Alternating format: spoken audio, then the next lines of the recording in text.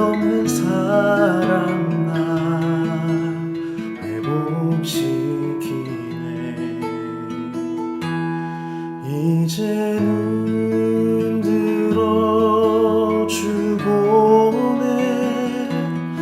그 능력 날 새롭게 해. 주님의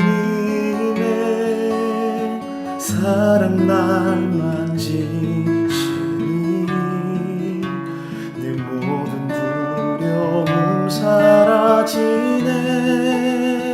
폭풍 속에도 주 붙들고 믿음으로 주와 건네.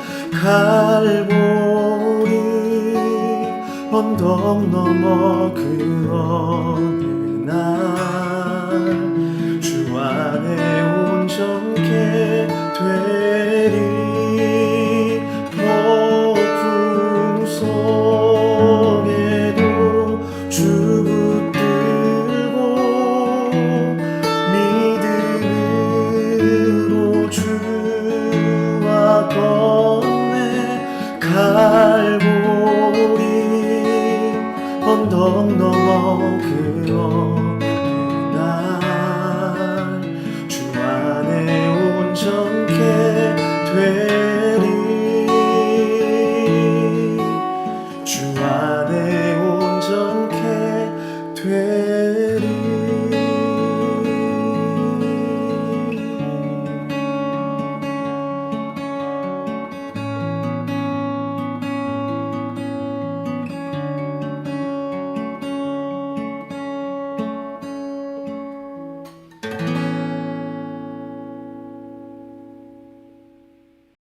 (4월 7일) 화요일 고난주간 새벽 우리에게 주신 하나님의 말씀은 마가복음 14장 43절에서 52절까지의 말씀입니다.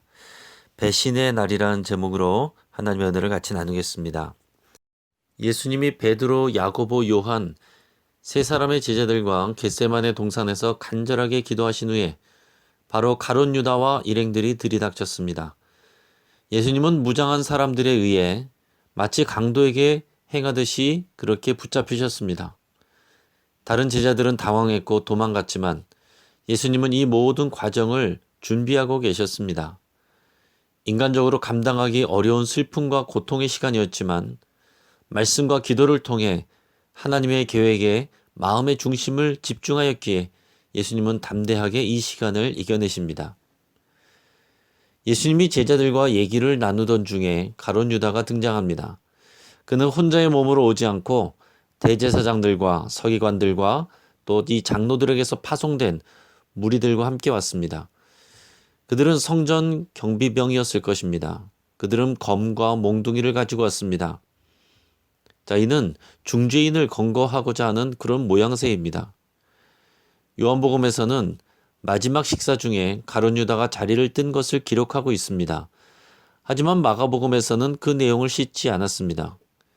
따라서 마가복음서를 읽던 독자들은 갑자기 가룟 유다가 무장한 사람들과 함께 나타나는 장면에서 놀라고 충격을 받았을 것입니다. 가룟 유다는 그 무리들에게 예수님이 누구신지 신호를 주기로 했습니다. 그 당시는 어두워진 밤이고 달빛도 올리브 나무들에 가려서 충분히 밝지 않았습니다. 예수님은 제자들과 함께 서 있습니다. 육안으로 쉽게 구별하기 어려운 상황입니다. 섣불리 대들었다가는 자신들의 임무를 완수하지 못할 수 있습니다. 가룟 유다는 확실하게 예수님을 체포할 수 있도록 돕기 위해서 신호를 미리 알려주고 예수님에게 다가갑니다.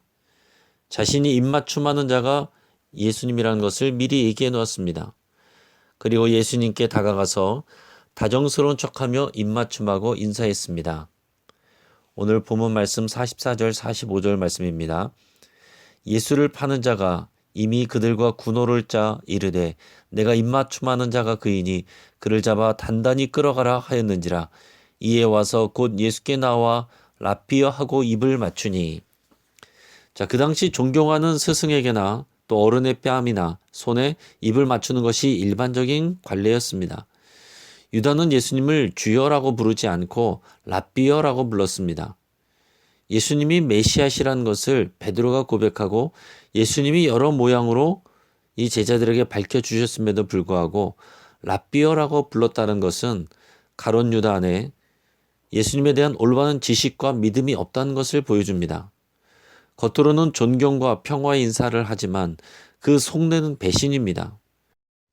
인간적으로 이러한 배신은 받는 사람에게 너무나 큰 상처를 줍니다.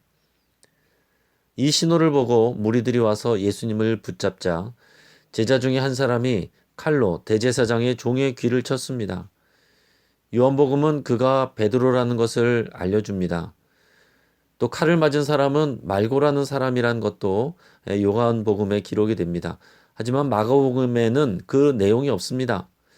그것은 베드로보다 배신하고 있는 가룟 유다에게 초점을 맞추고 있는 것으로 보여집니다. 자, 예수님은 자신이 낮에 성전에서 사람들을 가르칠 때는 가만히 있다가 밤이 되어서야 강도를 잡듯이 하는 사람들을 지적하십니다. 예수님이 많은 백성들에게 인기를 얻고 있고 기대를 받고 있기 때문에 함부로 예수님을 체포할 수는 없습니다. 밤이 되어서야 이렇게 강제 연행하는 것은 그만큼 명분이 정확하지 않음을 보여줍니다. 하지만 예수님은 이것도 성경의 내용이 이루어지는 그런 것이라고 말씀하십니다. 이사야서 53장 12절의 말씀입니다. 그러므로 내가 그에게 존귀한 자와 함께 몫을 받게 하며 강한 자와 함께 탈취한 것을 나누게 하리니 이는 그가 자기 영혼을 버려 사망에 이르게 하며 범죄자 중 하나로 헤아림을 받았음이니라. 그러나 그가 많은 사람의 죄를 담당하며 범죄자를 위하여 기도하였느니라. 자, 오늘 이 말씀은 고난받는 종에 대한 그런 내용입니다. 이것은 메시아에 대한 예언이죠. 근데 이 내용에 보면 범죄자로 헤아림을 받는다라는 내용이 나옵니다.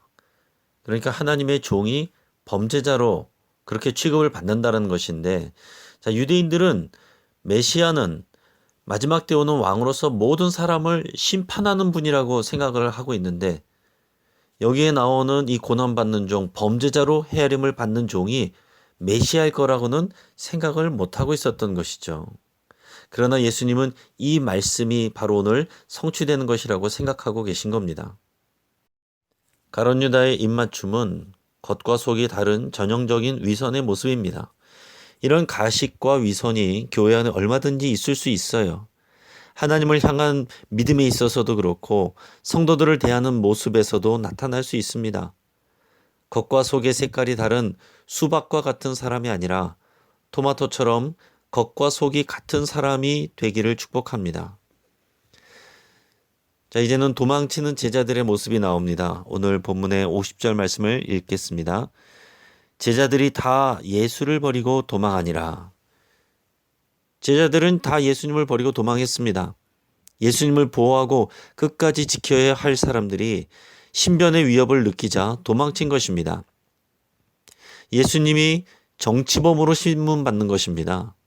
종교재판이 아니라 로마 총독 빌라도에게 넘겨져서 신문을 받는 것이 그 증거입니다. 정치범은 매우 중한 죄이고 그 주변의 인물들도 함께 체포되고 처벌받을 가능성이 높은 죄입니다. 이것을 알기에 제자들은 급히 도망을 친 것입니다. 오늘 51절 말씀도 읽겠습니다. 자, 한 청년이 벗은 몸에 배에 홑 이불을 두르고 예수를 따라가다가 무리에게 잡히매 52절 배 홑 이불을 버리고 벗은 몸으로 도망하니라. 자, 마가복음에만 나오는 특이한 기사입니다. 한 청년이 벗은 몸에 홑 이불을 두르고 예수님을 따라가다가 사람들에게 붙잡히니까 홑 이불을 버리고 벗은 몸으로 도망했다라는 내용입니다. 자, 많은 주석가들은 이 청년이 마가 자신일 것이라고 생각합니다. 예수님의 체포 소식을 듣고 옷을 챙겨 입을 겨를도 없이 달려나왔지만 정작 자신이 붙잡히게 되고 불이익을 당할 상황이 되자 부끄러움도 무릅쓰고 벗은 몸으로 도망친 것입니다. 누구보다도 예수님을 사랑하고 자신의 모든 것을 버리고 따라왔다고 장담하던 제자들이지만 자신의 생명과 안전 앞에서는 연약한 수준을 그대로 노출하게 됩니다. 우리가 그 자리에 있었다면 어땠을까요? 당장 내가 붙잡히면 내 가족들은 누가 돌볼 것이며 또 부모 없이 고생할 자녀들의 미래는 어떻게 될 것인가 하는 여러 가지 생각들이 스쳐 지나갈 것입니다. 그리고 마음은 그렇지 않지만 현실 앞에서 약해질 가능성이 큽니다. 이 부활하신 예수님을 만나기 전에 제자들, 성령 충만함을 받기 전에 이 제자들의 모습은 이렇게 한결같이 예수님을 온전히 이해하지 못하고 오해하고 또 자신들의 안위만을 생각하는 위인들로 보여집니다. 그것은 우리와 다를 바가 하나도 없습니다. 오히려 예수님을 따라다니는 그 열정을 생각하면 일반적으로 교회만 왔다 갔다 하는 성도들보다 훨씬 열정적입니다. 헌신적입니다. 자, 그럼에도 불구하고 그것이 다가 아님을 성경은 보여줍니다. 인간의 수준과 열정과 지식으로는 한계가 있는 거예요. 부활의 주님을 만나야 되고 성령 충만함을 받아야 되고 인생의 사명을 분명하게 붙잡아야 합니다. 여러분, 우리의 모습은 어떻습니까? 오늘 말씀을 이제 정리합니다. 배반의 입맞춤처럼 겉으로 드러나는 모습과 우리의 속마음은 전혀 다를 수가 있습니다. 사람들은 이것을 처세술이라고 하고 정치라고 할 수 있겠지만 연약한 인간의 위선이고 외식일 뿐입니다. 예수님을 잡으러 온 대제사장의 종에게 칼을 휘두르는 것보다 사명을 분명히 알고 감당해낼 수 있게 하는 기도가 더 강력한 능력입니다. 자, 인간의 의지는 연약합니다. 부활의 예수님을 만나고 성령 충만함을 받고 인생의 사명에 붙들리기를 간절히 사모하십시오. 자, 오늘의 말씀을 붙잡고 함께 기도하겠습니다. 우리의 위선과 외식의 모습을 성령님이 드러내시기를 기도하고 그렇게 드러나는 것을 다 회개할 수 있기를 바랍니다.